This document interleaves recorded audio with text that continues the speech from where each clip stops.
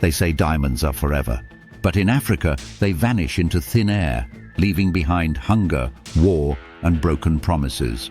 In 1960, the Democratic Republic of the Congo stood on the edge of greatness. It had the mineral wealth to rival any nation on Earth. Copper, cobalt, gold, uranium, enough to power industries, armies, even empires. In fact, it was Congolese uranium that fueled the atomic bomb dropped on Hiroshima. But look at the Congo today, riddled with conflict, poverty, instability. How did a land so rich end up so poor? The answer is uncomfortable, because Africa's poverty isn't natural. It isn't accidental. It's strategic.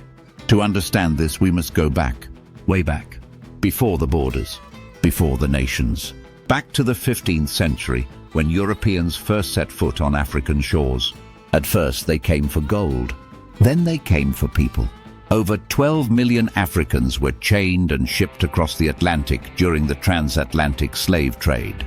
Families torn apart, civilizations disrupted, entire economies hollowed out. By the time Europe abolished slavery, Africa was exhausted, but not forgotten. The 1884 Berlin Conference, few people talk about it, but it shaped modern Africa more than any other event. European powers gathered in Germany and drew lines on a map, dividing Africa like a cake. No Africans were invited, no African voices were heard. Yet within months, entire kingdoms vanished from the maps, replaced by colonial territories with strange new names. Britain took the gold mines of South Africa. France grabbed the fertile lands of West Africa. Belgium claimed the Congo like a private estate. King Leopold II called it his personal property. Under his rule, over 10 million Congolese died, killed, worked to death, or starved, all for rubber and ivory. But here's the twist. When colonialism officially ended in the mid-20th century, the exploitation didn't. It just changed form. Colonial powers may have lowered their flags, but they left behind contracts, trade agreements, and deep ties to local elites. In some cases, they simply replaced governors with businessmen and called it freedom. Take Ghana, the first sub-Saharan African country to gain independence in 1957. Its leader, Kwame Nkrumah, had bold dreams: industrialization, Pan-African unity, economic sovereignty. He built roads, schools, hydroelectric dams. He called for the United States of Africa. But in 1966, he was overthrown in a military coup, widely believed to have been backed by the CIA. His sin? Challenging the economic status quo. He wasn't alone. In Congo, Patrice Lumumba tried to reclaim control over the country's resources.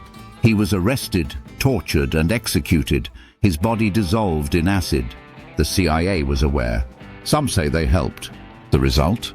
Mobutu Sese Seko, one of the most corrupt leaders in modern history, ruled for decades with Western support. Why? Because Mobutu allowed Western corporations to do what they wanted. Mining companies took cobalt and diamonds. Oil companies took crude. All while Congolese citizens suffered. This isn't ancient history. It's a pattern. In Burkina Faso, Thomas Sankara came to power in 1983. Young, charismatic visionary.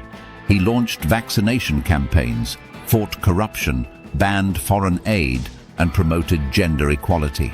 He wanted Burkina Faso to feed itself, educate its youth, and live with dignity. 4 years later, he was assassinated.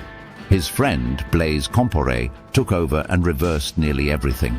Western governments welcomed him with open arms. Africa doesn't need strong men. It needs strong systems.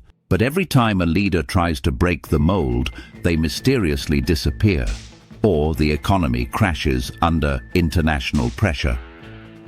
The tools of control today are more subtle.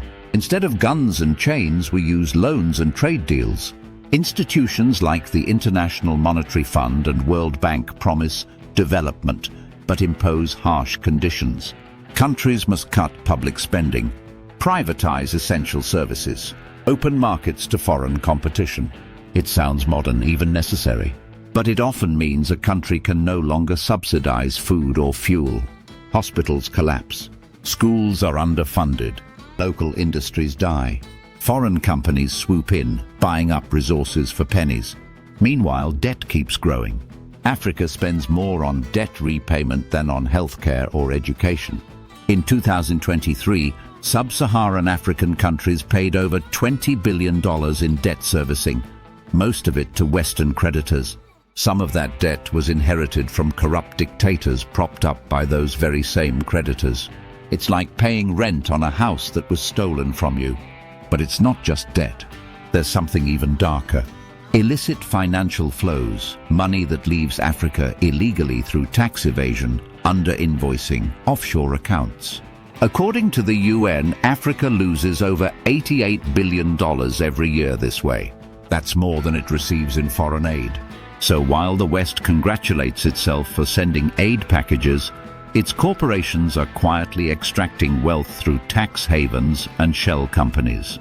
It's like giving a bandage after setting the fire. And who suffers? Not the elites, not the multinationals, but the everyday people. The farmer in Mali who can't afford fertilizer because his country's currency is tied to the euro. The miner in Congo risking his life for $1 a day. The student in Sudan whose school was shut down after a government reform.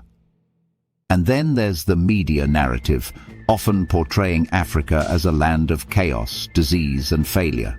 But rarely do we ask who profits from this image. Because as long as Africa is seen as dependent, the world can justify its interference. As long as Africa is poor, its resources stay cheap.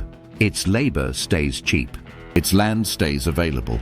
Our smartphones run on African cobalt. Our coffee comes from Ethiopian beans.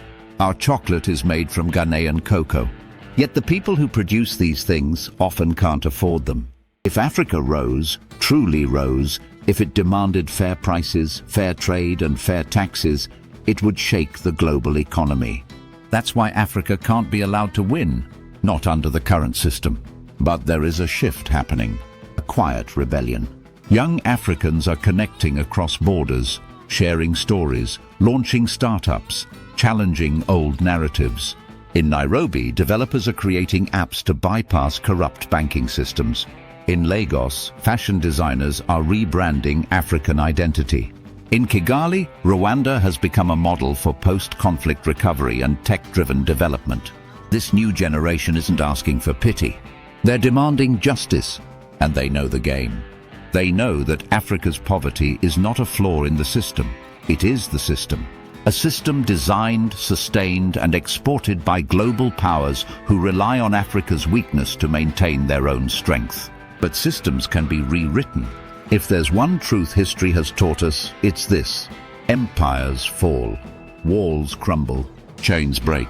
The real question is not whether Africa can rise. It's whether the world is ready for what happens when it does. Because when Africa stops being poor, when it stops being a pawn and starts becoming a player, the balance of power will shift, and the world will never be the same.